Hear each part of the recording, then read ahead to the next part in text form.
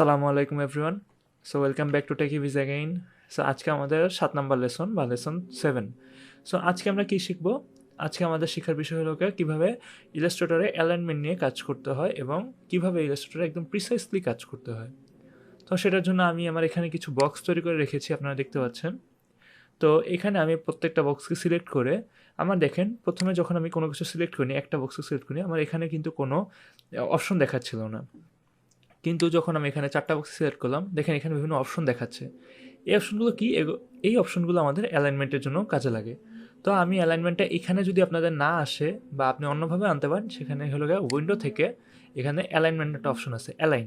তো এটা চাপ দিলে আপনার দেখেন এখানে অ্যালাইন চলে আসবে। আমার তো এখানে সেট করা আছে অলরেডি, তো আপনাদের হয়তো এইভাবে আলাদাভাবে একটা অপশন আসবে। তো আমি মেইনলি কাজের সুবিধার্থে আমি এখানে সেট করে রাখি। তো আপনারা দেখতে পাচ্ছেন কীভাবে অ্যালাইনমেন্ট অপশনটা আনতে হয়। তো এখানে দেখেন বিভিন্ন অপশন আছে। একটা হলো অ্যালাইন অবজেক্টস, ডিস্ট্রিবিউট স্পেসিং। তো এগুলো কি? এগুলো নিয়ে আমরা আজকে দেখব।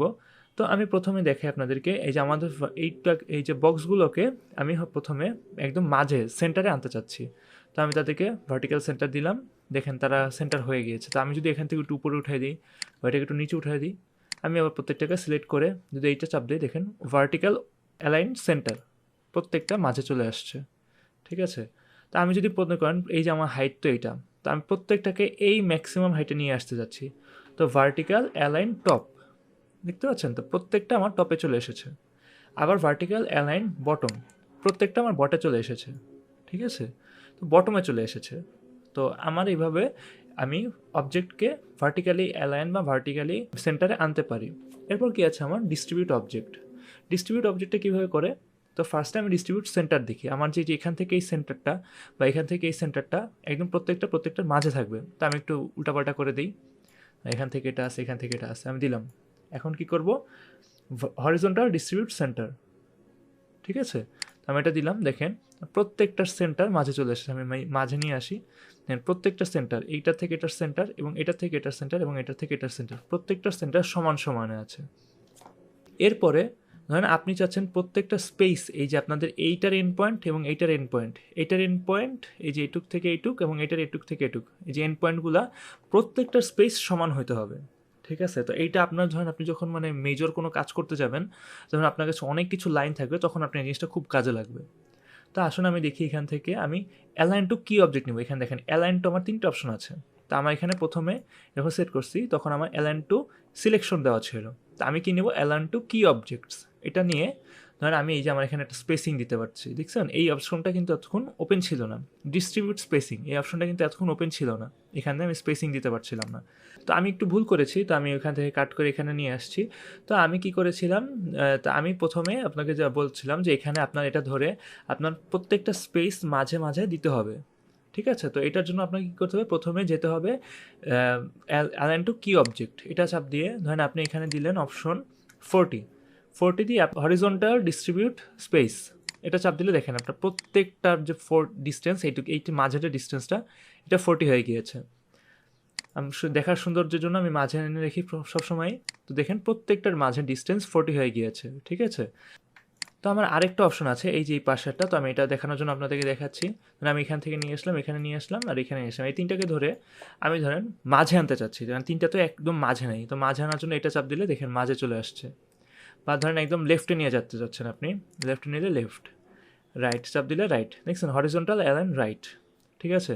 তো আপনি ধরেন এগুলার সেন্টারের সেন্টারের ডিস্টেন্স একদম পারফেক্ট রাখতে চাচ্ছেন, যে প্রত্যেকটা সেন্টারের ডিস্টেন্স সমান হবে, এইখান থেকে এটার ডিস্টেন্স এবং এটা থেকে এটার ডিস্টেন্স সমান হবে। তো আমি প্রথমে মাঝে নিয়ে আসলাম, এরপরে দিলাম সেন্টার, দেখেন এইখান থেকে এটা ডিস্টেন্স এবং এখান থেকে এটা ডিস্টেন্স সমান হয়ে গিয়েছে। ঠিক আছে? তো আপনি আবার সেম কাজটা ধরেন এখানে ডিস্টেন্সটা আর এখানে ডিস্টেন্সটা সমান করতে চাচ্ছেন, তো কী করবেন?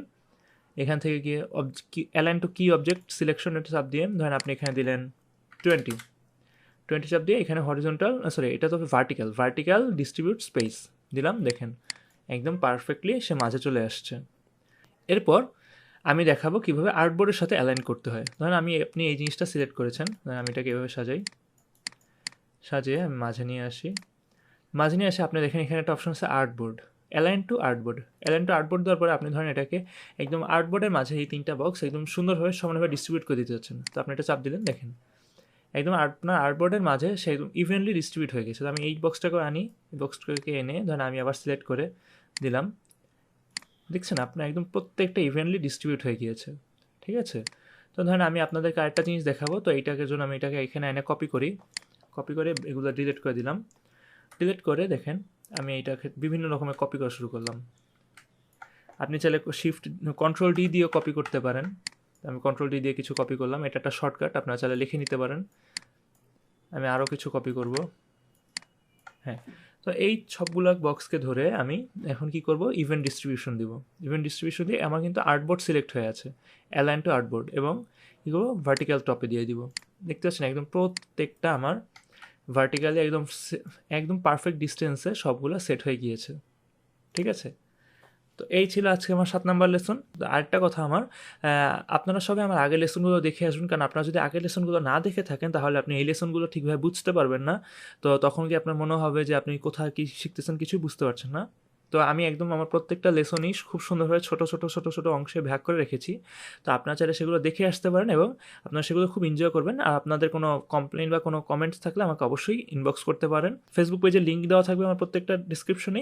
আপনার যদি কমেন্টে কোনো কিছু বলার থাকে বা আপনি যদি আমাকে পার্সোনাল ইনবক্স করতে চান, আমাকে কমেন্ট করুন। আমি ইনশাআল্লাহ অবশ্যই আপনার সাথে কথা বলবো এবং আপনার প্রত্যেকটা প্রবলেম সলভ করার চেষ্টা করব। ধন্যবাদ। আসসালামু আলাইকুম।